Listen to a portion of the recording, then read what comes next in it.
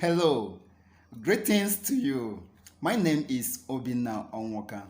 I welcome you to teaching series on prayer. This happens to be the first of the 12 series you are going to be watching on this channel. Okay? So in this first episode, I'm going to be showing you 7 powerful prayers in the Bible. I mean, 7 powerful prayers in the Bible. I have no doubt that this session will be impactful and informative to you. Okay, so let us go on a ride. What are these 7 powerful prayers in the Bible? The first one is the prayer of David. The prayer of David. We are going to see it in Psalm 51. And that prayer is called, "Have mercy on me."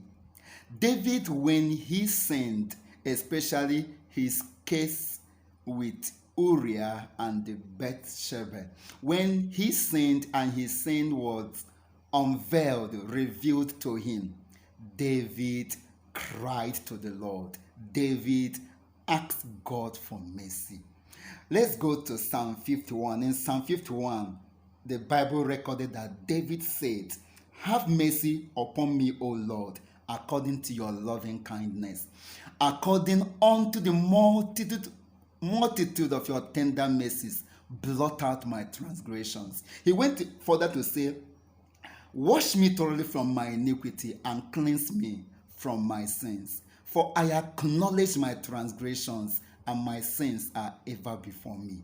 That is the prayer of David. And the Bible said that after David said this prayer, what happened? God forgave him his sins, and also told him that he's not going to die. That is one powerful prayer in the Bible. Can you ask God for mercy this day? The second powerful prayer we can also see in the Bible is the prayer of Jacob. We can see that in Genesis chapter 32, 25 to 26. It was recorded that Jacob, when he was going back to his country, at a certain time in the night, he was so troubled, he was so worried, he asked everybody to leave, and then he was alone. And the Bible said that a certain man came to Jacob and began to fight with Jacob. They were fighting and wrestling, but at a point, Jacob was winning the battle. And this man, as it was about to get to the morning, the man said, "Jacob, leave me, I want to go." But guess what Jacob said? Jacob said, "I am not going to leave you. I will never let you go unless you bless me." So that prayer of Jacob is called, "Oh Lord, bless me. Bless me." And the man asked Jacob, "What is your name?" And Jacob said, "My name is Jacob." And the man said, "From today, let us go to it." Genesis chapter 32, 25 to 26. 26 said, the man said, "Your name shall no longer be Jacob, but what? Israel. For you have struggled, you have wrestled with God and men, and you have prevailed." Hallelujah. That is a wonderful prayer in the Bible. "Lord, bless me. Bless me." And do you know what the meaning of Jacob? Jacob means supplanter. One who wrongly or illegally takes the position of another. But do you know what Israel means? Israel means prince with God. Can you see how God blessed Jacob by changing his name, and Jacob became a blessing up till today? Then the third prayer we are going to see in the Bible is the prayer of Hannah.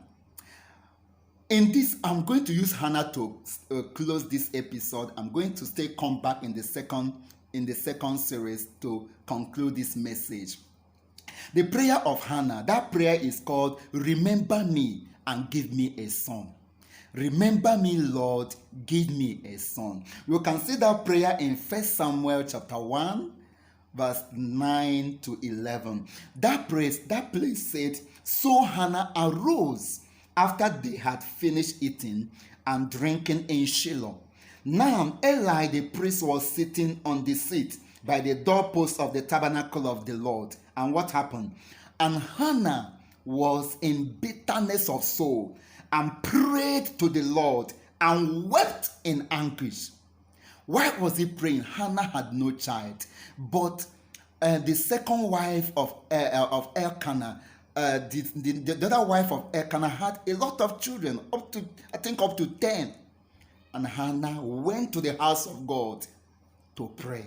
And see the prayer of Hannah. Verse 11 says, then she made a vow and said, O Lord of hosts, if you will indeed look on the affliction of your maidservant and remember me, and not forget your maidservant, but we give your maidservant a male child, then I will give him to the Lord all the days of his life, and no razor shall come upon his what? Head. And do you know what happened? After this prayer, she had a rest of mind. In fact, Eli came and had some. Eli thought she was drunk. But when Eli discovered that she was praying, Eli said, may God hearken to your prayer. And guess what happened? Within the process of time, Hannah had a male child called Samuel, and she dedicated it to the Lord after Samuel has been weaned. And you know what the surprising thing? God later blessed her with other children. Wow! What prayer can do, what prayer can do, what God can do. In the concluding session of this series, I'm going to show you the remaining four of these 7 powerful prayers in the Bible. This presentation came to you courtesy of Bread of Life Prayer Group, Catholic Charismatic Renewal, St. Joseph Parish, Unizik Thameside, Oka. See you at the next session. Bye.